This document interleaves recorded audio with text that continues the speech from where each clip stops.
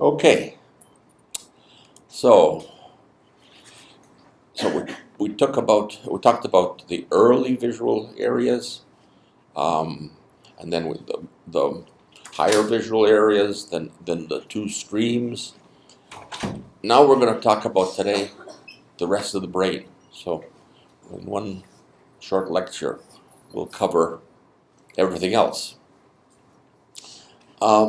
So before we do that, let's just take a look at what the names of the different parts are, at least the main names. So you can see here's the front, and here's the back, and we have here a landmark called the central sulcus. It's a big valley that separates the frontal lobe from the parietal lobe. And then over here along the side, there's something called the lateral sulcus.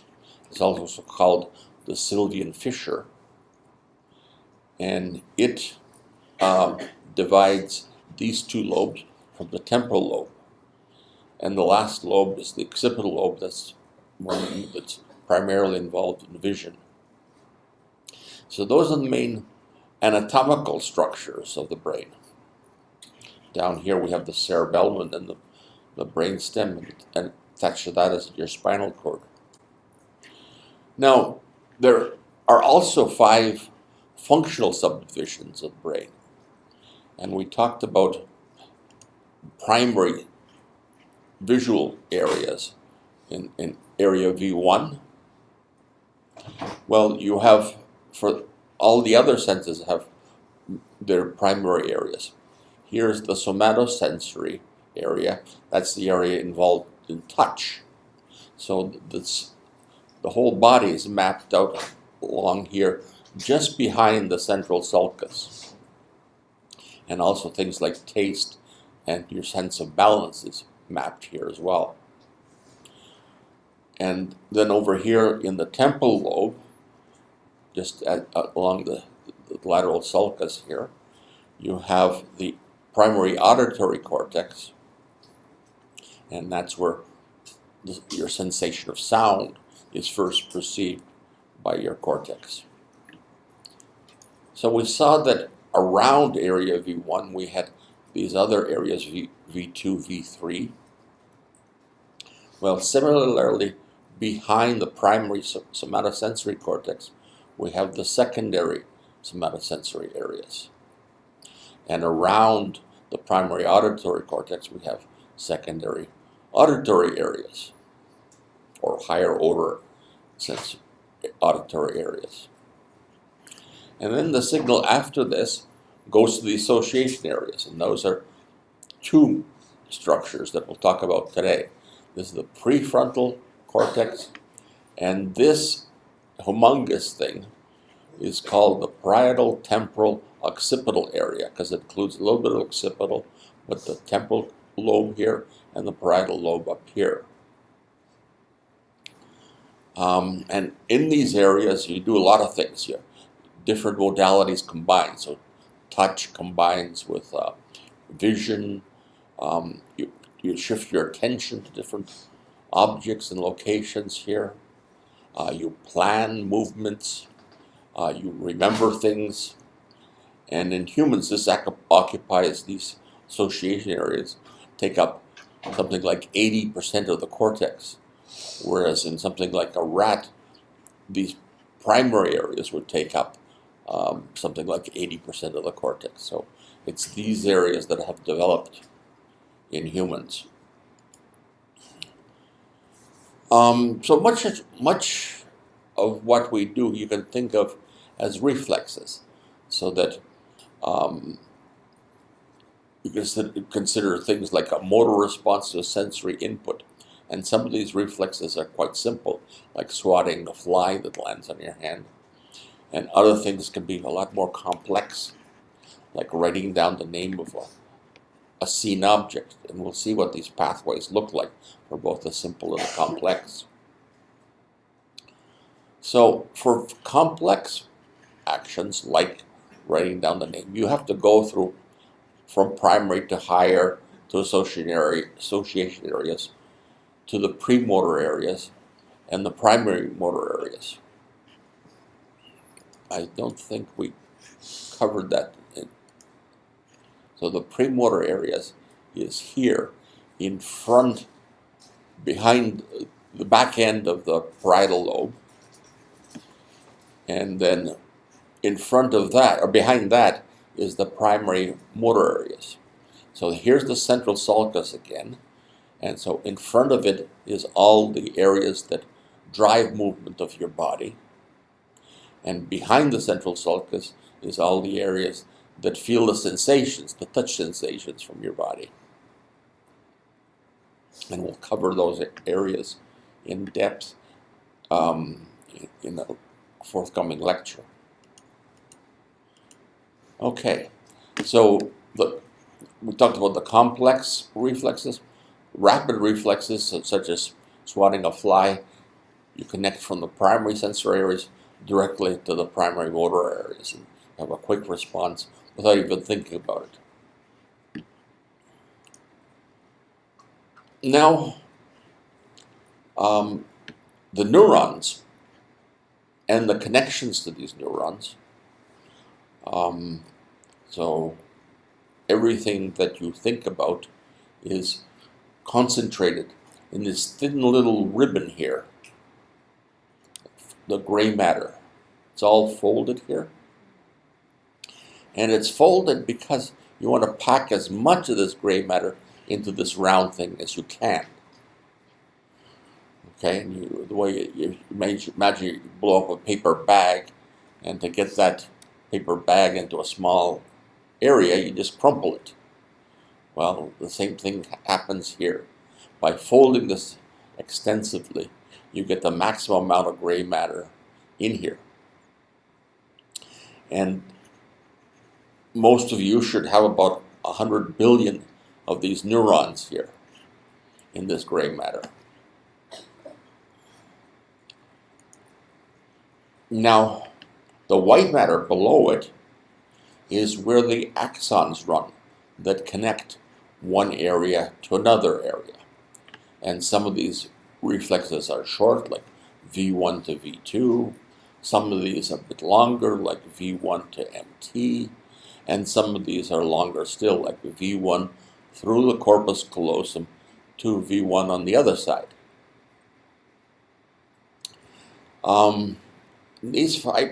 You have an enormous amount of fiber tracts here. You got several million miles of axons in your head. It's an amazing thing. One thing that's a disadvantage of this is because they're extensively interconnected, if something goes wrong and this becomes a source of spontaneous activity, it can cause epilepsy, which quickly sends activity to every part of the brain. And of course, the consequence of a large epileptic fit, if it activated all the neurons in your brain, would be that you faint. And this is what happens in an epileptic fit. Now, the connections, so when this axon connects to another neuron, is where your memory lies. So everything that you remember is stored on those connections. And luckily, we have an amazing number of those connections. We have 100 trillion. So a trillion is like a terabyte. So we have 100 trillion of those, 100 of those terabyte disks in here. Now, the gray matter is what requires lots of oxygen. That's where their connections are. That's where your neurons live. And to minimize the amount of oxygen, blood is shunted to the areas that are active at that time. And we use this technique to figure out or to monitor what your thoughts are. For the last 15 years or so, I've been using the fMRI machine at the Robarts And this is a picture that was drawn from one of my studies. And you can see here that suddenly you have this gray matter, which is the MRI portion of the fMRI. So that just shows you the structure. What the F does, the functional, adds to it. It measures the blood flow, and as a consequence, depending on how much blood flow this is, you can then color. You can see the yellow is very intense, so there's lots of blood flow here. The red is less intense, so there's a little bit less blood flow there. And this blood flow goes up and down depending on what the task is. And so your brain is constantly shunting blood to the areas that are activating all your neurons. It's where you need the oxygen.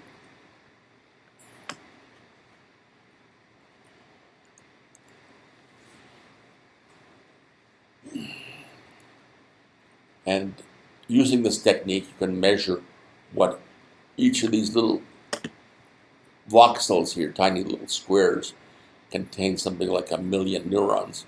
And you can measure that activity of those 1 million neurons over a period of time course of about seconds. Now, the actual activity of each of those neurons is an action potential, and that's measured in terms of milliseconds. So you don't watch, the high speed action going on in between these neurons. You're just getting the sort of sluggish overall activity that's happening. And this technique is becoming very important now clinically to figure out, so this is the structure, this is where the gray matter is, but are these neurons really active? And people like in our group, one of the people is Adrian Owen, and what he does is, his claim to fame is he studies these people that are in a coma, and one doesn't know whether these people's brains are active or not. And so you put them in an fMRI, and you can see activity in the brain. Not only that, he discovered that you can ask them questions, and these questions will activate different parts of the brain depending on what the answer is. And by using these questions, he can actually communicate with these people that are in a coma, but actually can hear everything that's going around them. And so that's been a revolutionary thing that he's been able to do. Okay, talking more about the brain.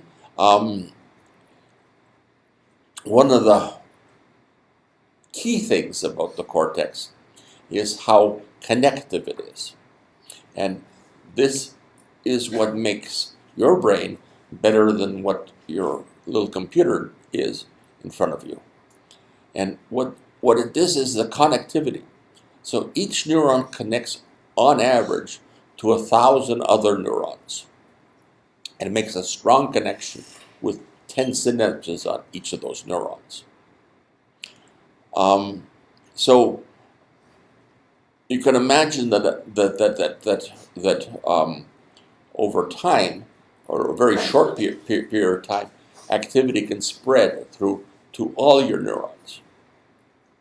By comparison, a PC has 64 bits, and that's equivalent to 64 connections as opposed to 1,000.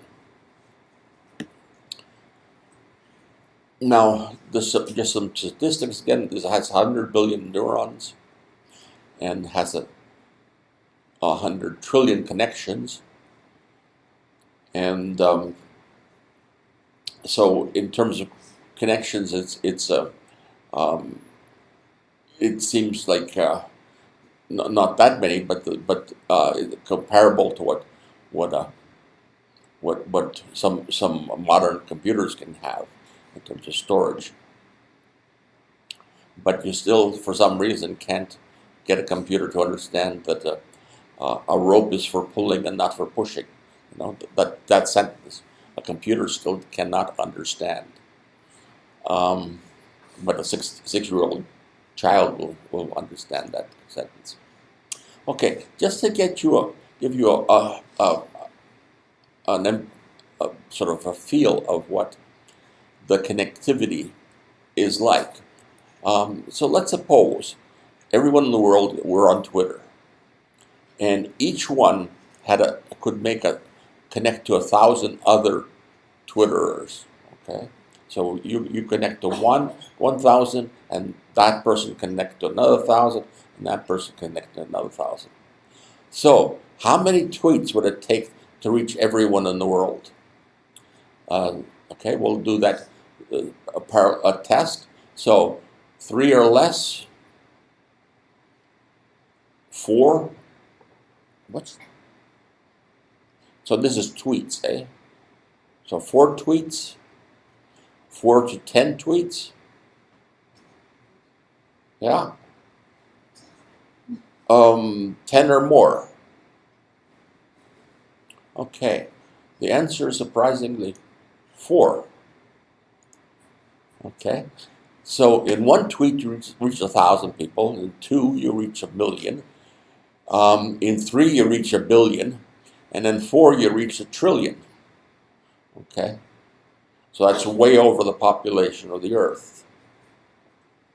So that's amazing how it multiplies, and how quickly then information can disseminate through your cortex, and what makes your cortex different from a computer.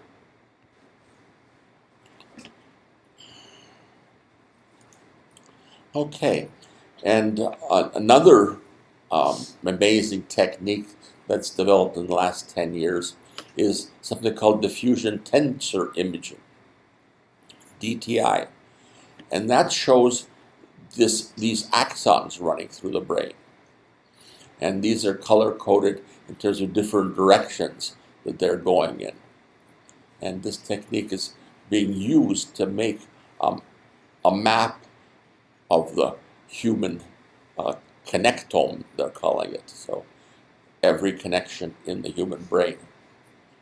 It's something like the Genome Project. If you want to go to this website, you can find other examples of really neat pictures of the cortex.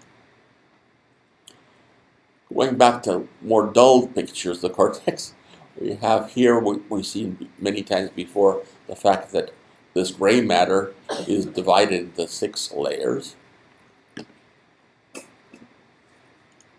and that throughout the cortex, the input comes into layer 4, and the output comes out of layer 5, and layer 3.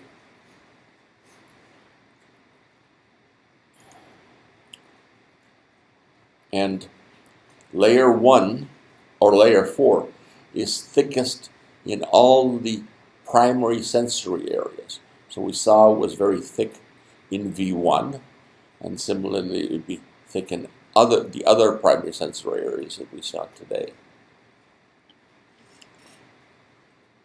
And again, this where it becomes thick is useful in discriminating between adjacent areas as to the different functions. Layers 3 and 5 are output layers, so you can imagine that they'd be thickest in something like the primary motor cortex. The primary motor cortex is the area that sends connections down to your spinal cord to activate all your muscles. And so this change in thickness is abrupt from one area to another area, and it was used over 100 years ago by this fellow called Brodmann, and he found that the human brain is divided into 43 areas.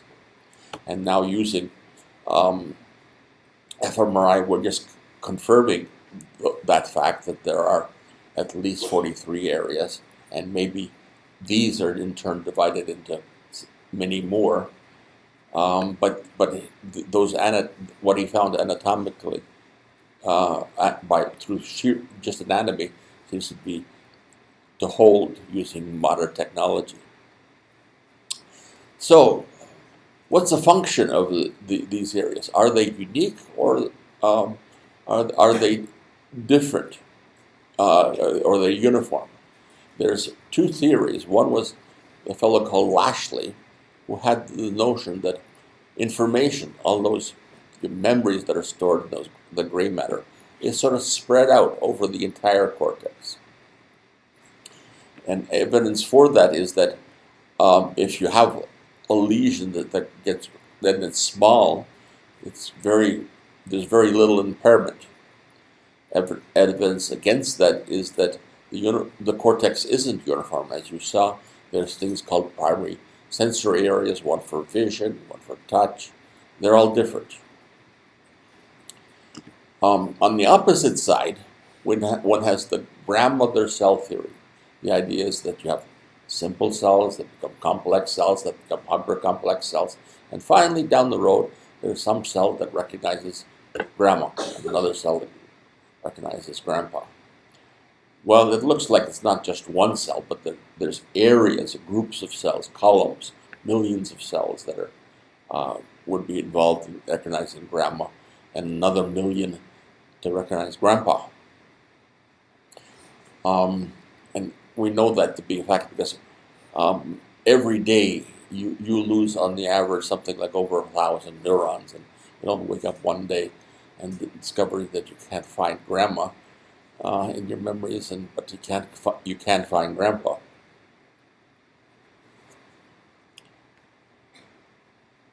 But evidence for that is we have like FFA, which is a relatively small area, and if we lose that, we can't recognize faces.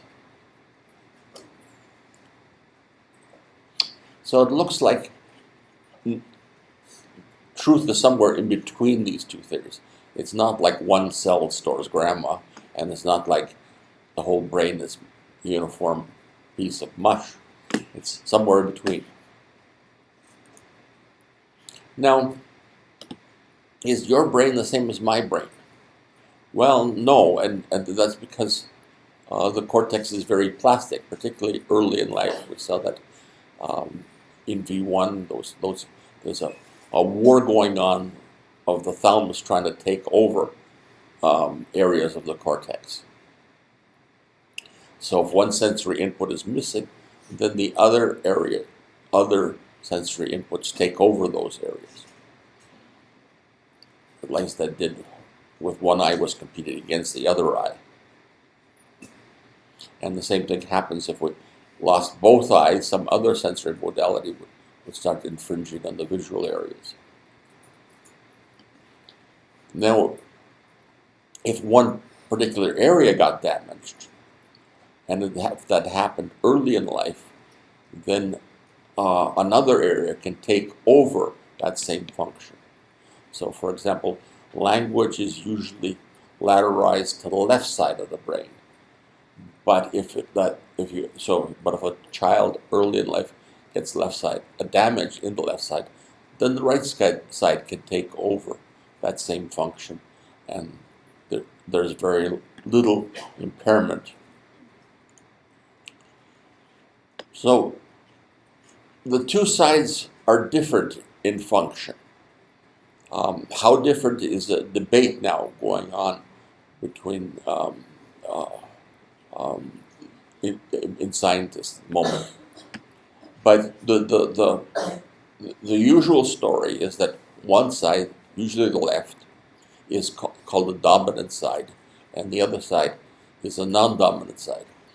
And this originates from neurosurgeons that did surgery on the brain. And they would be careful in defining which side is language, because if surgeon made a mistake and he took out some language portions of the brain, that would be clearly evident when the patient woke up because he couldn't speak. If he took out some other areas that seemed to not do as much, that'd be more difficult to recognize.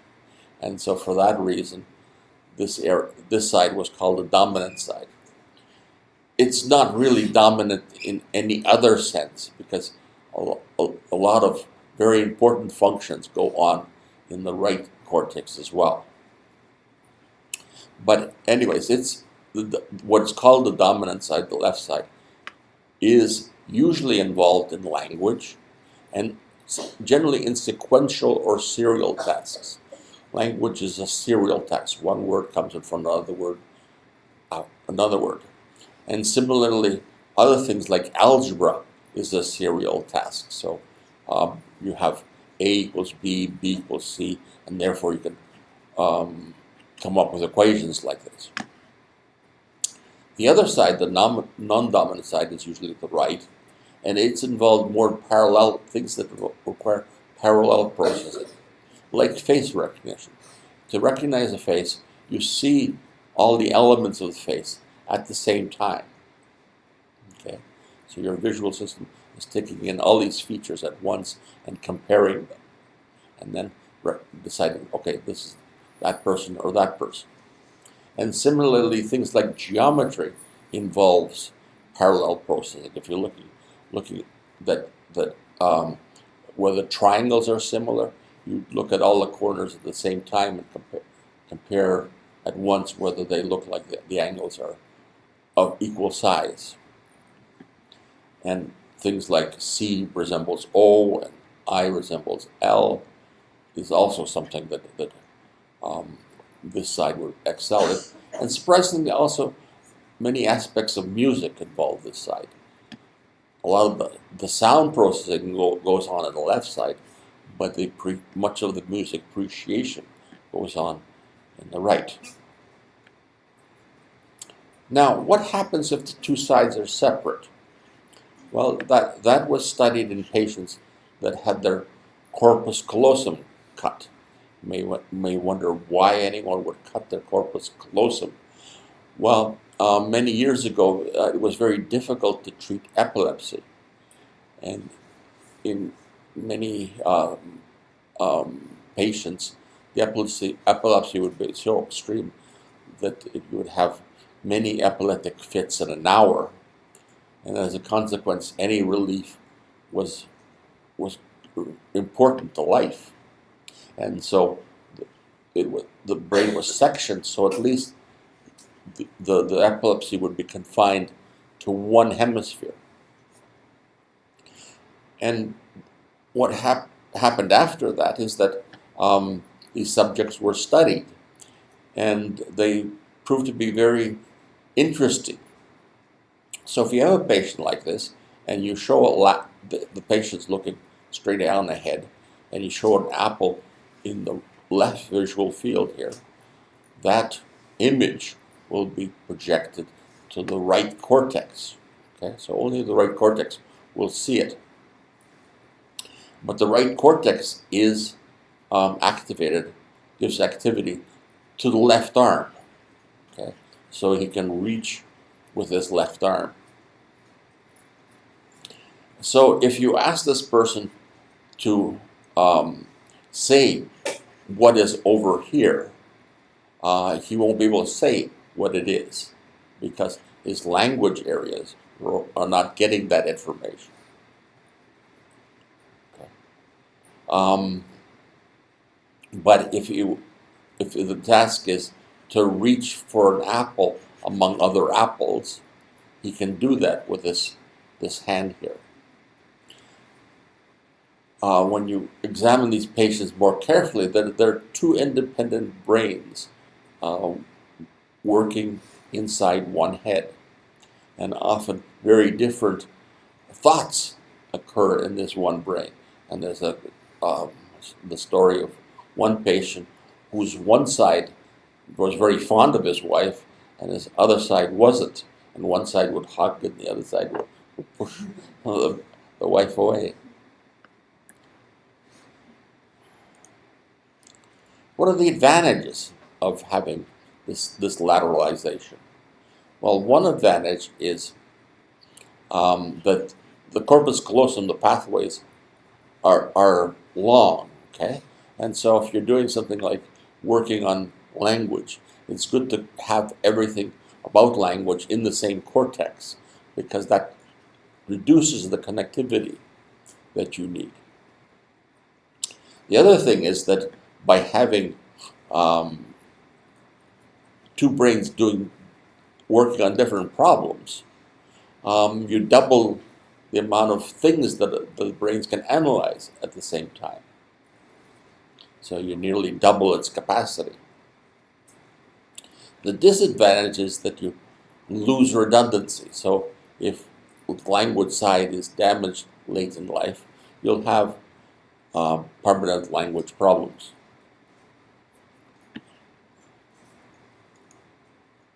Okay, now let's look at these two areas, prefrontal and PTO, in detail.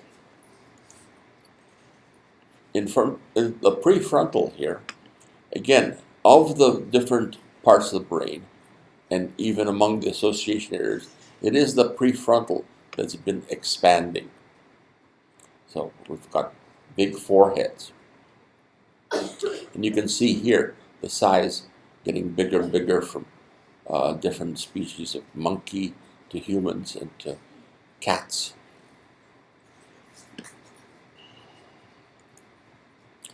Now, what does this area do? Well, one important thing is something called working memory. That's like a scratch pad. The task appears. It's like it stores information, and it's impermanent. So the task here, let's see how good your working memory is two chickens will appear, and they'll cover this. One of them will cover this egg, and the chickens will dance around. And then your task is to tell me where the egg is. Okay? So try to keep your working memory working.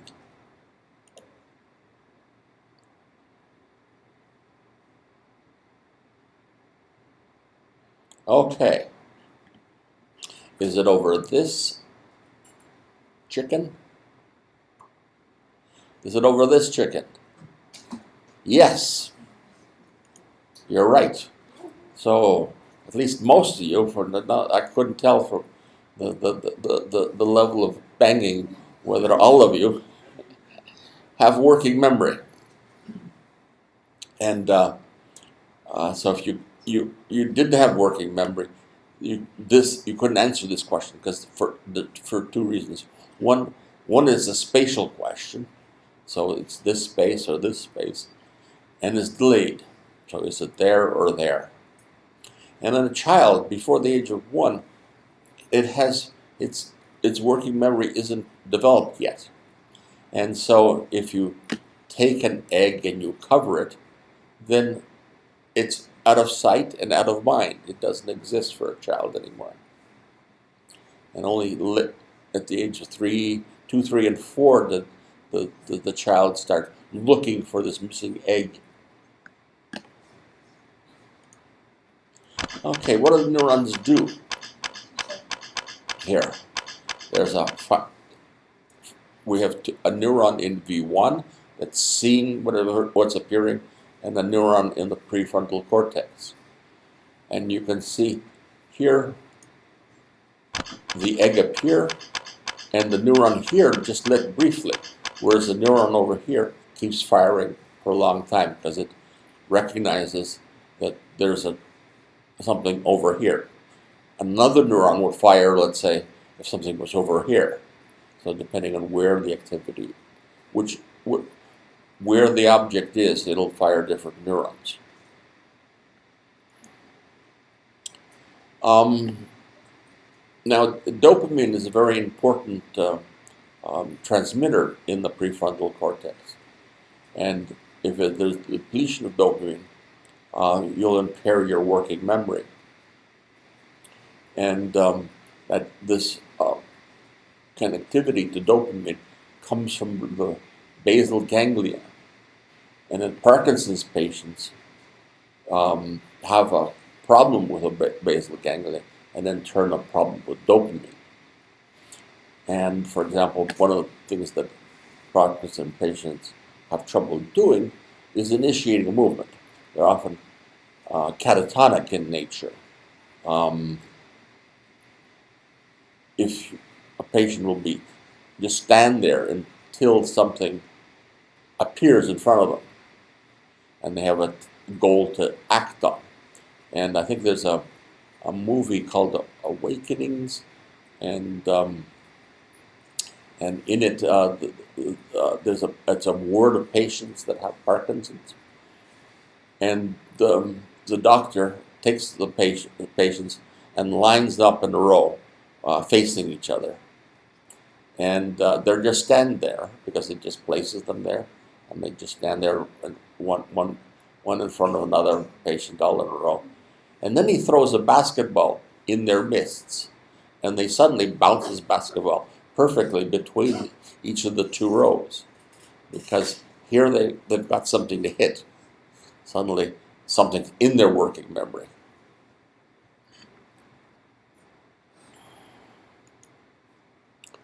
So, two other important functions of this are decision making and planning. You use your working memory to do both those things. To make a decision, you've got to compare things, and compare things that is in your working memory. And the same thing, planning. If you're planning a chess move, you've got to put all the possibilities in your working memory and choose between the different ones and plan something. So if you have lesions there, patients are often calmer and less frustrated. And the reason for that is if you have no plans, you don't have any expectations, of course nothing to get frustrated about, because nothing misses your expectations. And because of this, something called frontal lobotomies became a popular cure for aggression, because they had this calming effect. But unfortunately, of course, it also destroys initiative. Now, here's a picture of a surgery occurring, and the guy's tapping this bar through the eye socket of this patient into the frontal lobe, and moving the bar back and forth and slicing the frontal lobe away from the rest of the cortex. And a fellow by the name of Moniz, he won a Nobel Prize for inventing this technique. And then in the States, somebody called Walter Friedman took this ice pick and hammered it through the back of this eye socket, and did this, thousands of these operations in minutes from his office. And one of his patients, you think this guy's a quack, but one of his patients was Rosemary Kennedy, who was the sister of John F. Kennedy. And of course, after the surgery, she was institutionalized because she just sat there not doing anything. But she wasn't aggressive. Okay. So that it's important not to lose that frontal lobe. The other important association area is this PTO. What goes on here? You've got multimodal convergence, polymodal convergence.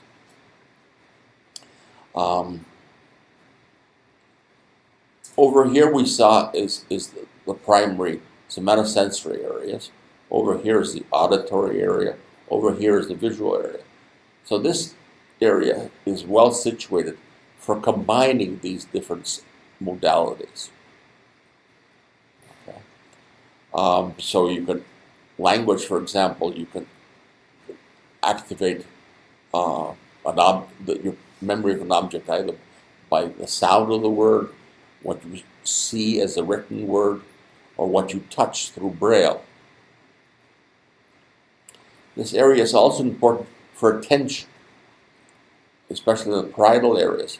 It allows you to focus. We'll see in a moment how you can focus on one area versus another area.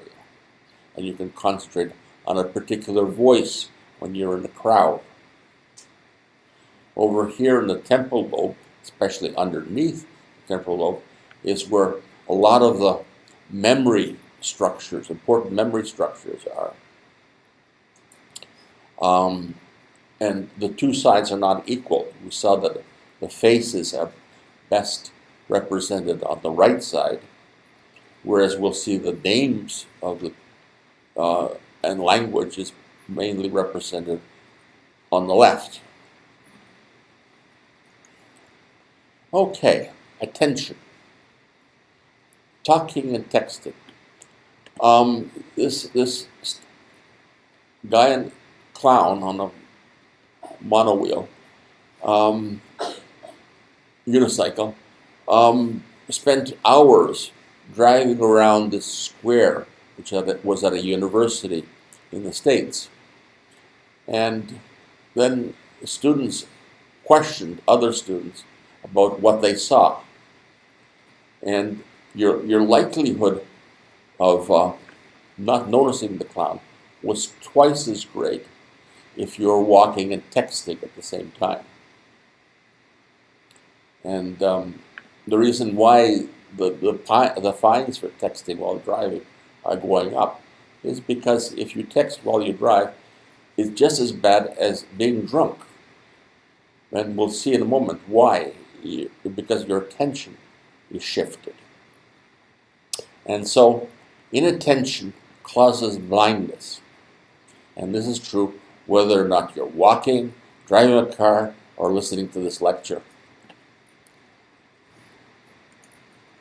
Okay, just to prove how important attention is in seeing, can you tell me what's changing in this picture? Anyone? Tell me. The bike. Where is the bike? It's clear as day, eh? Can anyone see the bike? More people can see the bike. Yeah. It's as clear as day once your attention is there. Eh? But if it's not there, you don't see it. So unless your attention is focused on this particular area here, you don't see the bike. I'll show you some other pictures later on after the class. So,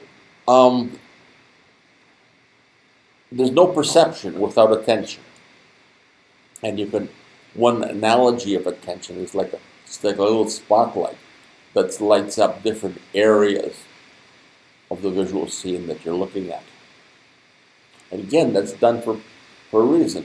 You want to minimize how much oxygen is being utilized. So you can imagine, as you saw in that fMRI, activity changes depending on where the neurons are active. And here you can activate neurons here and then here, test if something's over here or over here. But also this attention is like a bottleneck. So if your attention is focused here, it's not focused here. And so information can't get through. And it takes time for you to process information here. And while you're processing, no other information gets through. Now, this fellow Tutel and his colleague thought that the reason for this is because the brain would fry if it were everything became active. And we know that this isn't true. What would happen is you'd faint, okay, because you use up too much oxygen. So let's take a look at what happens. Something appears here, gets processed by attention, and something appears here or here, and you don't notice it. Okay? Let's look at that again. Something appears, attention focuses, starts processing it. Attention appears over here, or even where you saw the object, and again can't get through. So this bottleneck is an important factor in your awareness and consciousness. Now, so we just talked about that. The other thing is that objects that appear in the visual scene, objects that are similar, get suppressed. So these are similar lines. They become smaller in V1. These are different lines, different colors, different orientations. They become larger in V1. and that in turn attracts attention to them. You can attend to a vertical line quickly among a bunch of horizontal lines.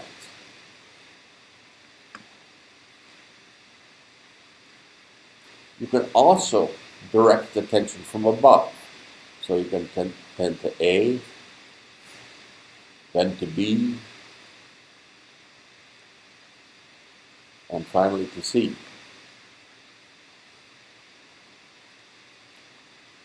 Now, the reason you had trouble recognizing that bicycle is because as Resnick developed this task, this whole image turned off and then everything minus the bicycle turned on. And it was more difficult to see the bicycle popping in and out of the scene. So if it were just the bicycle was popping in and popping out, the change of the bicycle appearing would activate the cortex and you would notice it.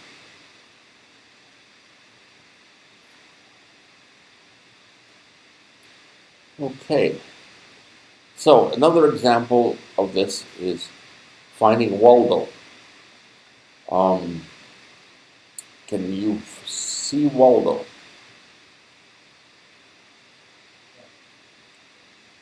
Okay, anyone else?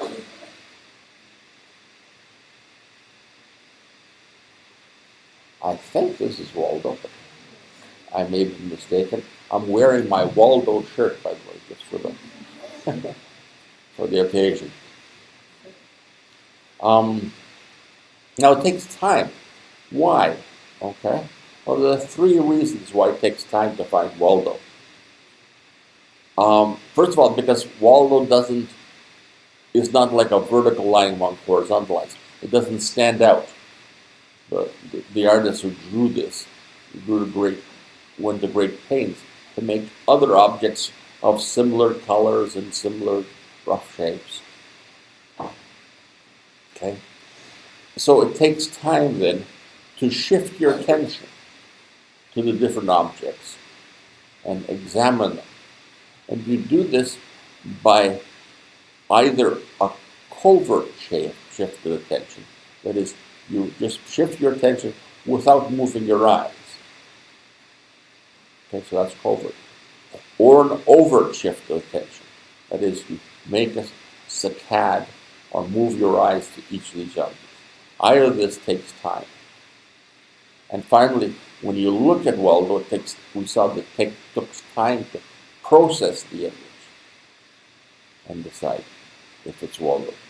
This time was remarkably short, but it's still a factor, especially if you have many, many, many objects to examine. Now, attention is not the same thing as arousal. Arousal is something that activates all your neurons, and it's something that is general. So, for example, this area called locus coeruleus is each of these neurons stand out of the axon, and it innervates many, many, many neurons in your cortex, something like 100,000. And so it acts like a volume control, and that gives you more or less arousal depending on how active it is. So drinking a cup of coffee might increase your arousal, but it's not going to change your attention unless you focus it. Okay. So, another experiment. There'll be an X here, and then you'll see a yellow circle, and you're supposed to click on that when you see that yellow circle. Before the yellow circle appears, a square will appear, and it'll guide you to where the yellow circle might appear. Okay?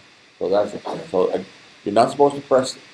So what your task is to hit the table instead of click on a mouse, and you're supposed to hit it as quickly as you can, not when the square appears, but when the yellow circle appears.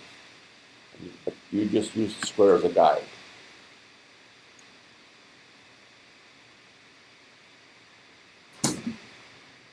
Good. I'm too late, not you.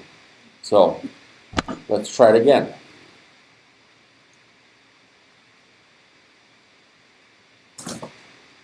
Good.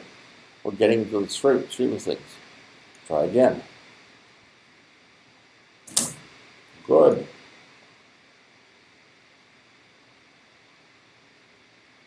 Okay, that was a little bit delayed, but also it appeared on the opposite side.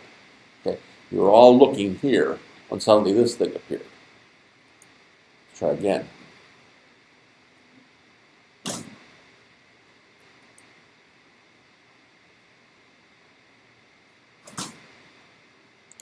That was quieter because some of you didn't notice this thing appear way up here, so appearing in a really unexpected place. So again, that shows you how you can distract your attention to different locations.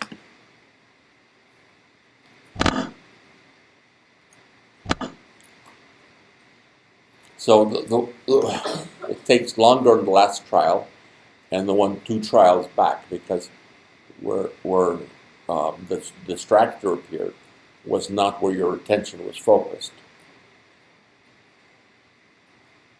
or should have been focused, for the object. Another experiment, okay? We'll just click on this. So here we're going to hit the table when 2 successive objects have the same color, okay? So these will change color, and you hit the table when 2 in a row are the same. Good. And if you did that correctly, you'd get activity here in this part of the cortex. So these neurons were driving the attention, or the activation in the brain occurred in this region, because this is where your color is focused on. Now let's try 2. It's the same shape, okay?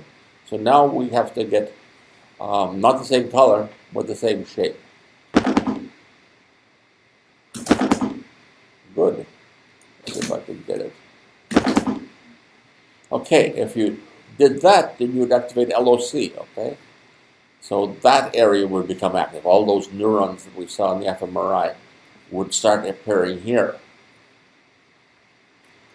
Finally, the same direction, okay? Twice in a row.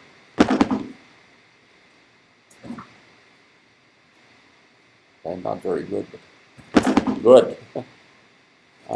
I missed. Okay, if I got it here, your area MT would become active. So you can see how this activity shifts based on your attention to the area which is tuned to that task.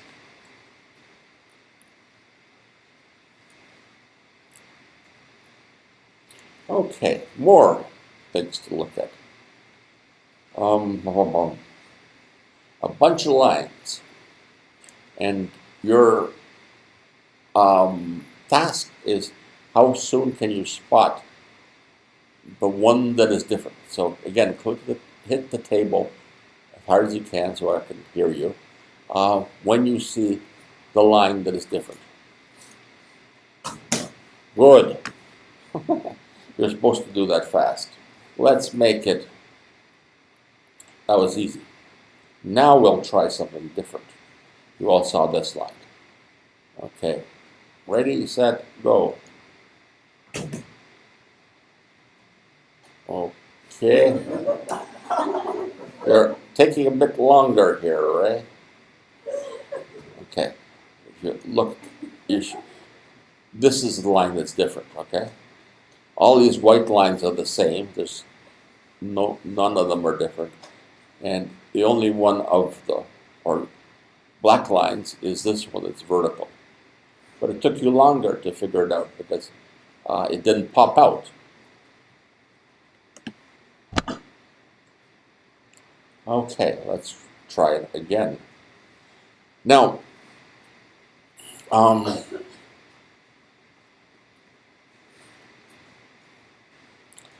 how you can speed up this process. Okay, if you took just in your mind, concentrate on black lines. Okay, if you concentrate on black lines, this one pops out. Okay, so if you get your system to attention system, go back, have it activate things right at the level of V1, V2. Okay, they can tone down the activity of all the white lines, and just the black lines will pop out, and then the others. So let's do that as soon as you can. Just look at the black lines. A lot better. Can everyone see this? Okay. So if you just concentrate on black lines, in fact, I find it's good to just blur the image and just concentrate on black lines. They pop out quicker. So again, this tells you that you can enhance the activity to a particular color or even a particular orientation. And you're doing so by setting feedback to these early areas to tone down this color and tone up the activity of another color. So we see we have two types of attention. One is spatial. You can look, as you saw, to a circle on this side or this side, depending on where the expectation was. Or it can be feature-based. It can be based on a certain color, a certain direction. So again, you see, in terms of this thing, different things will pop out. So here, out of these lines, this one stands out because it's different. This vertical line stands out because it's different. And over here, this A might stand out to some of you because it's different. So the A was different from the numbers around it. You can see everything's numbers, but this one's a letter.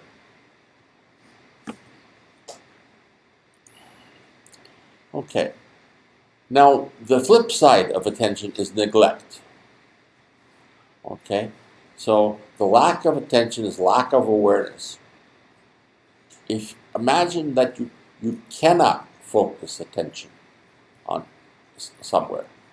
And so if you have a right parietal lesion on the right side, you have neglect of things on the left. And when you have a thing like this face here, you draw a square of attention around this object. And if you have this lesion, this left side of the face will be invisible to you.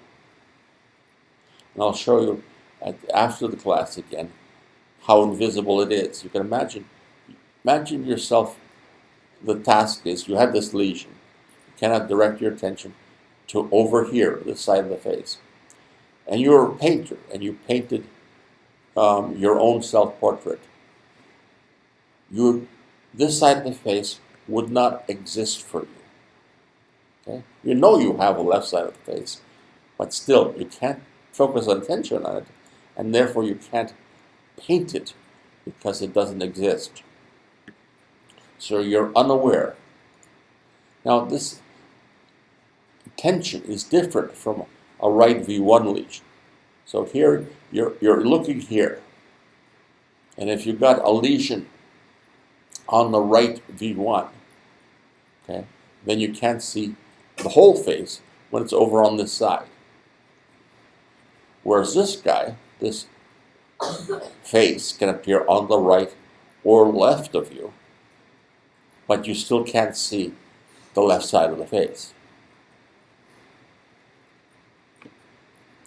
Okay, because this frame is what focuses your attention around. You know this is an object, therefore attention draws this square around the object, and that's where what defines the left and the right side. Now you might suppose that if you have a lesion, we talked about a lesion on the right, now if you have a lesion on the left, you neglect things on the right. But for some strange reason, it does not. And why might this be? Well, one possibility is that on the right, you can draw attention to things on the right and on the left.